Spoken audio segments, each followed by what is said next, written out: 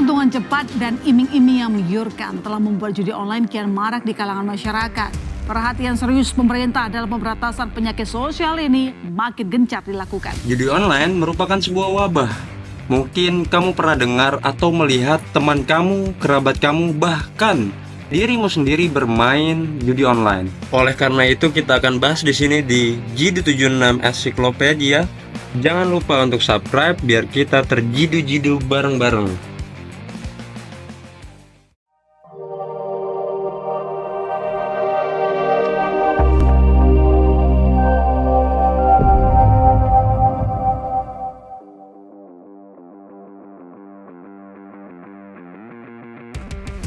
Mau untung, malah buntung. Itulah judi online.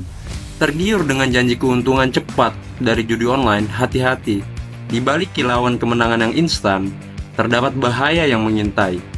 Judi online adalah perangkap yang licik. Ketagihan akan membuat Anda terus berjudi, bahkan dengan taruhan yang semakin besar. Akibatnya, Anda bisa kehilangan uang, pekerjaan, bahkan keluarga. Dunia maya adalah lautan luas tanpa batas. Di dalamnya tersembunyi berbagai jenis permainan, termasuk judi online. Seperti ikan yang tergiur umpan, banyak orang terperangkap dalam jerat judi online. Mereka berenang semakin dalam tanpa menyadari bahaya yang mengintai di bawah permukaan.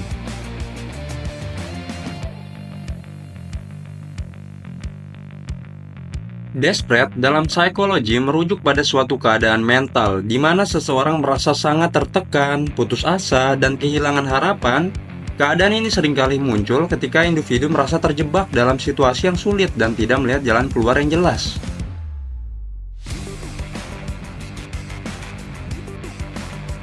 Pecandu judi online mengalami kesulitan dalam menghentikan kebiasaan perjudian mereka.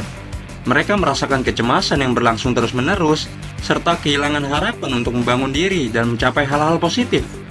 Kehilangan harapan ini berhubungan dengan kerusakan pada otak, yang menyebabkan dampak stres dan desperate, serta gejala-gejala seperti tekanan emosional tanpa sebab, kehilangan semangat, dan kurangnya semangat untuk menjalani kehidupan akibat dari dampak stres yang berkepanjangan.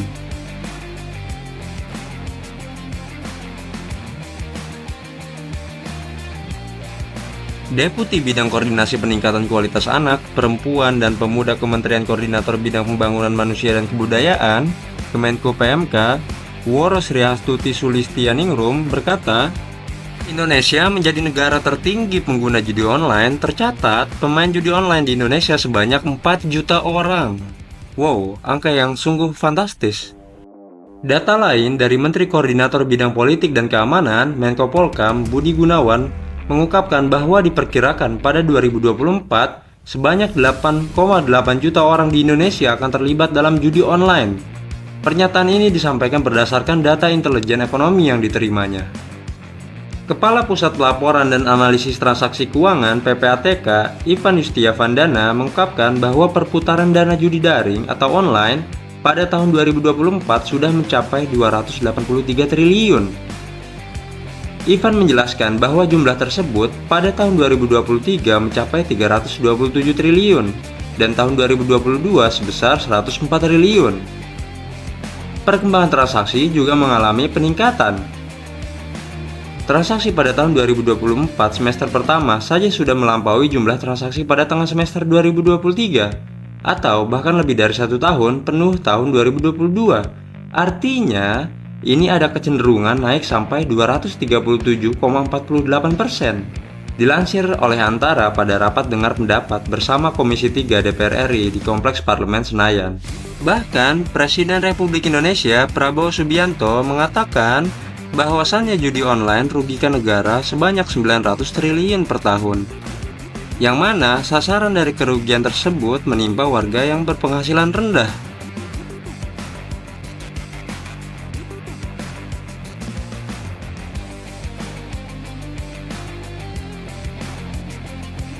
Sebelum diharamkan, praktik perjudian sudah mendarah daging di kehidupan masyarakat jahiliyah. Mereka melakukan perjudian, ada kalanya hanya sebatas untuk bersenang-senang, ada pula yang memang menjadikannya sebagai salah satu mata pencaharian. Hanya saja, karena praktik ini memiliki banyak mudorot, seperti pemborosan, menimbulkan permusuhan, dan sebagainya, maka Islam mengharamkannya. Dalam tafsir Al-Kasyaf, dalam bahasa Arab yang juga disebutkan dalam Al-Quran, kata judi diistilahkan dengan al-maisir, yang secara etimologi berarti mudah. Kata al-maisir sendiri diambil dari kata yusrun, yang memiliki arti gampang atau mudah.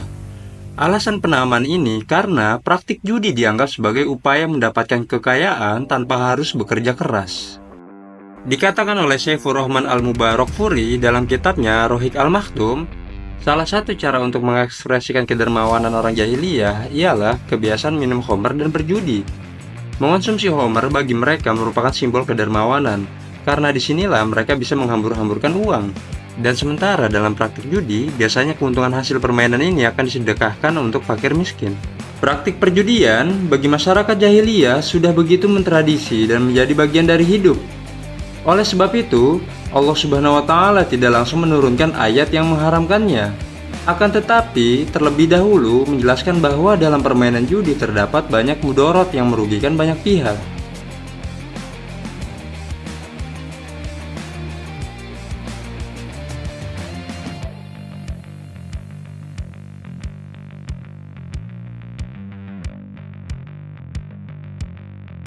Kemudian, setelah masyarakat sudah mulai mengerti bahayanya judi, Allah Subhanahu wa Ta'ala menurunkan ayat yang mengharamkan permainan merugikan ini.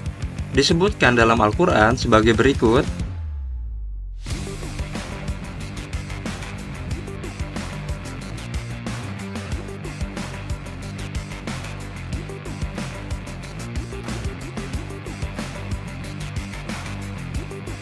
Kesimpulannya, alasan judi diharamkan dalam Islam karena memiliki beberapa faktor, yaitu merugikan banyak pihak, bisa menyulut api permusuhan antar sesama, membuat seorang lalai untuk beribadah kepada Allah Subhanahu wa Ta'ala, dan pelakunya bisa terjerumus dalam mengonsumsi barang haram karena uang hasil judi ya jelas haram. Wallahu a'lam bishawab. Subscribe to my channel.